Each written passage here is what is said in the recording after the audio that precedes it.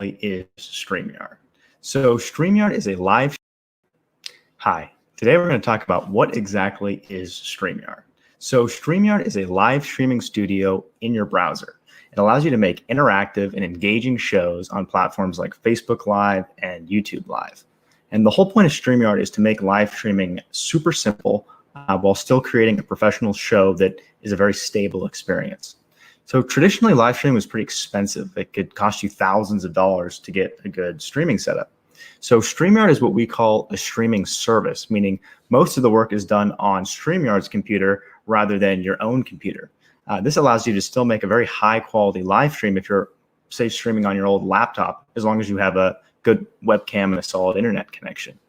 StreamYard lets you do cool stuff like show lower thirds, like the one I'm showing now. It'll also pull in comments from the platform you're streaming to.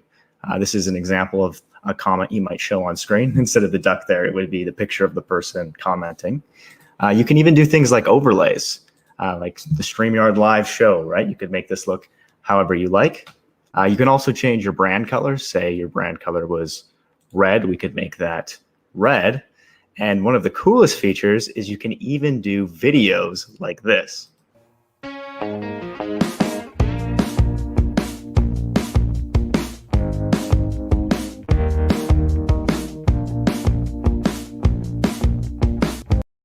StreamYard. Today I'm going to be walking you through everything you need to know to go live. In case you're not already familiar with StreamYard, it's a live production tool that you can use directly from your browser. You don't have to download anything, and neither do your guests. One of the greatest things about StreamYard is that it's cloud-based. This means that StreamYard's servers do most of the work instead of your own computer. This allows you to use a low-power device like a Chromebook if you want to, and you'll still have a great experience. StreamYard lets you do really cool stuff like interview guests, share your screen, bring in lower thirds, show videos on the screen, simulcast to most major social networks. It's a great tool, so let's jump into it. The first thing we'll need to do is head to StreamYard.com and create an account. I actually already have an account, so I'll simply use the login option. But if you're new to StreamYard, just enter your email and hit get started. StreamYard doesn't actually use passwords. Whenever you log in, you'll simply be emailed a code. So let's log in with this test account. You can see there that an email code has been sent. So if you just enter it, your account will be created and you can start using StreamYard. If you're new to StreamYard, the first thing you'll see is a prompt to add a destination. Destinations are the places that you send your live streams to. As you can see, StreamYard integrates with most major social platforms. We also have a custom RTMP option if you want to send your stream to a platform that StreamYard doesn't integrate with. The downside of custom RTMP is there's no scheduling option and comments won't be able to come into the studio. Also, if you just want to test things out, you can skip adding a destination and create a record-only broadcast. So let's go ahead and connect a destination. For this tutorial, I'll be connecting a Facebook page. After selecting the destination, you'll be prompted to grant StreamYard some permissions. These permissions allow StreamYard to create the broadcast on your behalf and gather comments for you to show on screen. As you go through the permission sequence here, make sure you have the post privacy to public. This will allow everyone to see your posts on Facebook and live streams that you create on Facebook. Now that we've connected a destination, we can start creating broadcasts. If at any point you want to connect more destinations or manage the ones that you currently have connected, simply go back to the destinations section of your dashboard and click that Add a Destination button, and you'll be prompted with that same panel we were looking at previously. But right now we want to create a broadcast. So let's go back there and click the Create a Broadcast button. You'll be prompted to select which destination you'd like to go live to. So for example, let's select a Facebook page. One of the most powerful features of StreamYard is the ability to simulcast directly from our platform. So I could also select YouTube and stream there at the same time. After you've selected all the destinations that you want to go live to, you can enter a title and description, and you also have the option to schedule for later. This will create a post in advance on each platform. This is great for promoting your streams beforehand because you'll get a unique link that you can share out to your audience before you go live. So let's go ahead and enter a title and description and choose a start time for our stream. And then we'll go ahead and click the Customize for each destination button. This will allow you to make slight changes to each destination if, for example, you wanted your YouTube description to be slightly different than your Facebook description. And then go ahead and click the Create Broadcast button. We've now created a broadcast, and we can see it in the upcoming broadcasts section along with the destinations that we have set. Before we enter the broadcast studio, let's click this More button because it has some important links that we should know about. The first link is Invite a Guest. So this link is not for your viewers. This is the link that you'll use if you're interviewing someone or you want to bring someone on screen with you. So you send this out to your participant before the live stream starts so that they would actually be able to be part of your broadcast. Again, you do not want to send this link out to your viewers. The next option here is Edits. So this is useful if you want to change your title or description or maybe the start time of your stream. Of course, we can delete the stream if we want. And then these bottom two links are for your viewers. So since this was scheduled, posts were generated on Facebook and YouTube. These two links will take us to those posts, and we might want to share these links out beforehand to promote our stream. Now let's go ahead and enter the broadcast studio. You can enter the broadcast studio at any time without actually starting your broadcast. So this is good to prepare your assets and images you're going to share during the broadcast beforehand. We'll dive into that after I enter the studio. So let's go ahead and click that button. Each time you'll receive a nice tip to be aware of while the broadcast loads. You'll be prompted to allow mic and cam access. So let's do that now. Hi there. And then, of course, you'll want to enter your display name, which I will put Gage. And we have a check here to make sure your mic's working. And you can adjust things in the settings. So if you want to change which camera you're using or what your resolution's set at. So actually, I'll adjust this to 720p. The audio is where you'll control your mic. We do have this option here called Disable Audio Processing. That's something you'll want to use if you have a very nice audio setup and you're wearing headphones. You won't want to use it if you're not wearing headphones because you might have an issue with echo. Make sure you read this tooltip beforehand and it should tell you everything you need to know. So that all looks good. So let's exit out of this and go ahead and enter the broadcast studio. As you can see, there's a black screen here. So that screen is what will actually be output to the platforms when we go live. So you'll want to make sure you add yourself to the broadcast or else your viewers will just be seeing a black screen with no sound, which you probably don't want. So you just click to add yourself to the broadcast. So now I'm actually part of the broadcast. If I were to go live, the audience would be able to see and hear me. Before we do that, let's walk through some of these sections. So you can see the comments here. So since we're going live to Facebook and YouTube, comments will appear in this section and we'll be able to show them on screen. We'll go back to this once we're actually live and show you how those comments will look. But yes, instead of this duck image, it would be the avatar of the person commenting. Banners are a very popular feature. Basically, they're a way to show lower thirds or calls to action during your stream. So I already have these are actually from a previous stream. These are some examples of what you might use for these, and you can create new ones at any point. So let's just type one that says test. You also have the option to turn it into a ticker with this checkbox here, but I'll just make this a regular one. So we now have this test banner. This previous one is a ticker, so you can see how that looks as well. You can simply reorder them by dragging and dropping them if you want your banners to be in a different order. I know lots of people like to organize their talking points that way. We also have folders, which can be nice if you have a set of banners that you regularly use. So the folder I'm using now is called example banners, but if I wanted to, I could back out of here and create a new folder to organize maybe another set of banners. So if I had a particular brand where I was regularly using a set for that, I could create a folder there, but I'll just use my current ones for now. Let's go to the brand section. So this is where you sort of control the look and feel of your stream. You can choose whatever brand color you want. Right now, mine is set to red, but for example, I could make that, let's go ahead and choose maybe blue. We have two themes to choose from, and we'll be adding more in the future. So this changes the size and look of your banners and comments. So the default theme things are a bit larger. I can show you what the banners look like for that. So yeah, they're a bit bigger. Your logo is what will appear in the top right of the screen. So if you're on the free version of StreamYard, you'll just have that powered by StreamYard logo. But on the premium version, you'll be able to upload your own. So for example, instead of powered by StreamYard, you could our logo happens to be the StreamYard duck, but you could choose your own logo. Overlays are also a premium feature, and they are essentially assets that go on top of your broadcast. We have an example here. So as you can see, the majority of this image is transparent, so you can place just certain sections on top of your broadcast.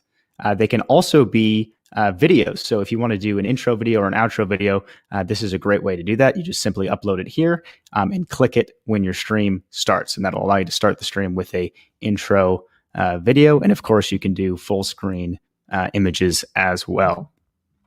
Finally, we have backgrounds.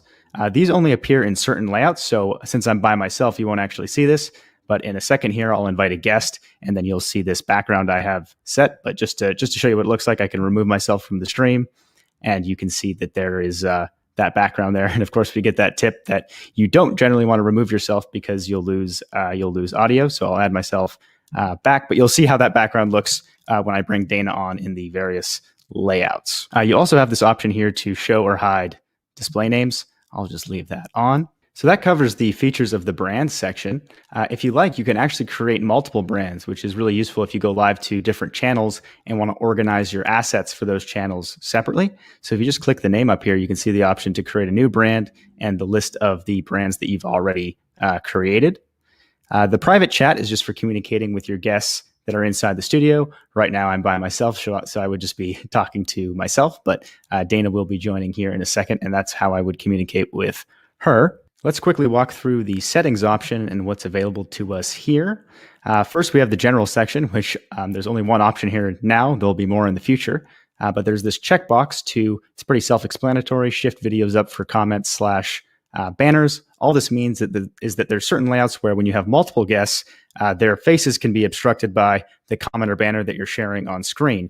So what this does is it shifts everyone up so that no one's obstructed when you're sharing the comments and banners. Next, we have the camera. We've actually seen this before when we first entered the studio. So this is where you can adjust your camera at any time or the resolution. You can do this while you're live too. So if you had different cameras and for some reason you wanted to switch between them, you could do that.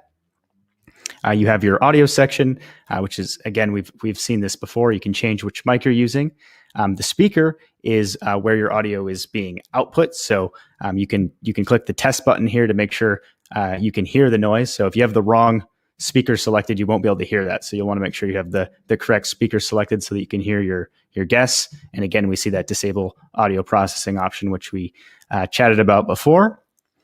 There is a green screen feature built directly into StreamYard, and you can upload your own virtual backgrounds here. We have two examples for you, and these are ones that I uploaded in the past. So if you select it, and you do have to have an actual physical green screen behind you, and good lighting is essential. My lighting here isn't actually amazing, but it should still work. But I can click one of these backgrounds and have it appear behind me as my green screen. We have a full guide here if you'd like to see more tips. And the final settings section is guests. So these are some controls for your guests. So the first one, again, pretty self-explanatory. This controls whether or not your guests can see viewer comments. Some people like to have this option off to make sure their guests are focused on the actual interview, if it is an interview. The other option is to play a sound when a guest enters. This basically will just make a nice doorbell ding noise, which sometimes people like if they don't know when their guest is going to be coming. They can hear that noise to know that someone has joined and that they need to add them into the broadcast. The final option here is guests must authenticate. So this is an important setting, and you'll want to use this if you want to control who can and cannot enter your broadcasts. Basically, this forces guests to log in with either Facebook or YouTube before they can join you in the broadcast. By default, it's off. So by default, a guest doesn't have to sign up for anything. They don't have to have a StreamYard account. They don't have to have any kind of account. They can join you by simply clicking the invite link, which we'll discuss in a second here. But when this option's on, they'll have to be logged in with Facebook or YouTube. And what that does is it allows you to ban them. If for example, they're misbehaving or they're causing trouble, you can actually ban them, but you'll only be able to ban them if you have this option checked, because it allows us to essentially see like, okay, this particular Facebook account or particular YouTube account is banned. Hopefully you'll never have to do that. For many types of streams, it's not necessary at all, because the guests are highly vetted, which is generally what we recommend. But I do know some people like to do sort of impromptu community shows, and that's where that option can be quite useful. So those are all the settings. Let's quickly cover the controls we have at the bottom here. So you can mute your mic at any time during the broadcast. If you need to cough or yell at someone or something like that, you can stop your cam as well. I know some people like to do all their broadcasts with their camera off, and we have the option to upload an avatar. So this is one I've previously uploaded. You can change your avatar here on your tile with this Edit Avatar button. So you can see I have this other popcorn example, or you can just have none set at all. I'll stick with the one I've uploaded previously, and I'll go ahead and turn my camera back on. We have the cam and mic settings, which we've seen previously, and this will bring up the settings wheel we already covered, but it will have the camera option pre-selected. Next, we have the screen sharing feature. So this generally works best when you have two monitors. People use this feature to share things like PowerPoint slides or Google Slides, or just the entire browser. Lots of people use this feature to show themselves navigating through a web browser or sharing a YouTube video. When you're sharing a Chrome tab, there's an option to share audio. We have a full document that walks through everything you need to know about screen sharing, and I'll include that in the description. Now let's try inviting a guest. You can invite a guest at any time. So this is good if you want to test before the broadcast starts to make sure your guest's equipment's working normally. It's a good idea to invite them into the studio beforehand and test it out with them. So to get your invite link, just click the invite button here, and you have a few options for how you can invite the guest. You can use email or simply copy it to your clipboard and send it to them using something like Facebook Messenger. So I'm going to do that now and invite Dana into my broadcast. So I just clicked on the guest link that I was sent, and I get to this page where I get to test my mic, my speakers, and my camera. So I've got my camera here, looks good. I'm using the right webcam. I'm testing my mic. When I speak, I get to see this green bar move. Now I'm ready to join the broadcast. So I'm going to click Enter Broadcast Studio. So as you can see, Dana has now joined the broadcast. She can see and hear me, but we can't actually hear her. We just see that tile at the bottom there. If we were live right now, our audience wouldn't be able to see or hear her either because we haven't actually added her into the broadcast. So to add someone into the broadcast, you simply click their tile. So now that I've added Dana, we can now see and hear her, and our audience can see and hear her as well. So hey, Dana, how's it going? Good. How are you? I'm doing well. So and then these buttons here can be used to change the layout. So if we want us to be a bit smaller, we can do that. And now you can see the background behind us. You also have these solo layout buttons that you can use to highlight a guest while they're talking. So you can see here, I can highlight Dana or myself and switch between us. And you won't lose audio when doing that. So if you full screen one guest, you'll still be able to hear the other. Sometimes people make the mistake of removing a guest from the stream to get the same effect, but you do not want to do that because you'll lose audio. So that pretty much covers the layout buttons. So why don't we now try going live? So you can go live at any time before the broadcast. You just don't want to be late, because if you're more than 10 minutes late, the broadcast will automatically be deleted on certain platforms, just Facebook actually. But so you can start early, but don't start late is the general rule. So why don't we go live and we'll see how the comments work and what it actually looks like to simulcast. Okay, so we're now live on Facebook and YouTube. I'm just broadcasting to test channels right now, so we don't really have any viewers. The one viewer we have is me. But as an example, I'll comment from the studio so you can see how they look on screen. I'll just say hello here. And this will go out to Facebook and YouTube, so you can see them in the chat.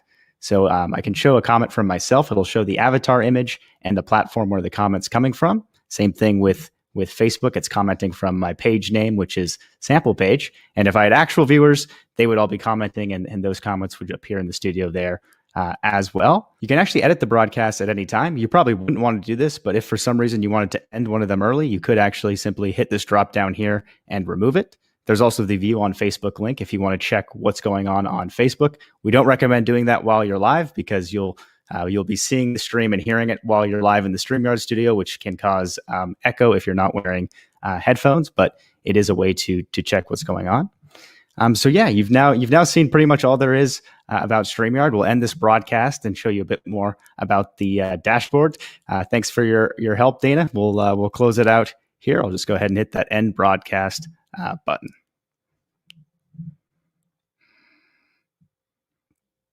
So our broadcast is now over. If you're on the premium version of StreamYard, you'll have the option to download your video or audio file after the stream is over. You simply click on this links section and click download recording, and you can see the option to download the full recording or just the audio file. The audio file can be useful if you're a podcaster and want to use that file for your podcast. You will want to remember to download them relatively quickly because they'll be removed after 7 days. One thing we didn't cover while we were actually live is the moderation tools that we have in the studio. So if you have someone commenting that is causing trouble, you can click these 3 dots and delete the comment or block the user, which hopefully you never have to do that, but it is a nice thing to have just in case. Now let's go back to the dashboard and we'll show you how it looks now that the stream's over and where you can find it in your past broadcast section. Now we're back on the dashboard and you can see we no longer have any upcoming broadcasts, but we of course have our previous broadcast in the past broadcasts section. It's the one at the top here. You can see I do a lot of testing, so we have a lot of different ones here. But if you click more, you can go back to and find the recording and the links to view it on Facebook and YouTube. Whenever you're ready to create another broadcast, simply go back to the upcoming broadcast section and click that create a broadcast button. There's no limit to the number of broadcasts you can create. So if you want to plan out a bunch of broadcasts beforehand, you can certainly do that. And remember, if you need to adjust anything with your destinations or add more destinations, simply click the destination section on the left there. If you ever need any help, we'd be happy to help you. Simply click My Account and go to the contact section, which will take you to a live chat link where our support team would be happy to assist you with anything that you need help with. Hopefully this was helpful. Thank you.